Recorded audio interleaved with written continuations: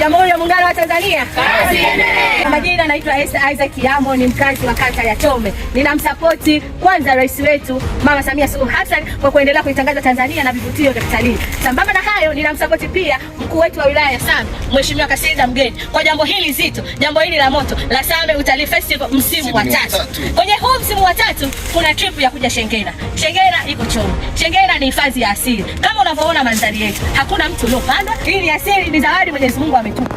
Ukija Shengena utakutana na ndege mwenye jicho jeupe. Hayupo dunia nzima, ni Shengena tu. Lakini ukija Shengena utakutana na kima mwenye rangi nyeupe na nyeusi. Lakini ukija Shengena kwenye pig utakutana na kilele cha mlima ambacho kitakuwezesha kuona mlima Kilimanjaro, Meru, kuona milima ya Usambara. Ukifika mlima Shengena kileleni, ni sawa sawa na umefika nusu ya mlima Kilimanjaro. Unakuwa umeshafanya zoezi. Wewe unakosaje? Hii si ya kukosa.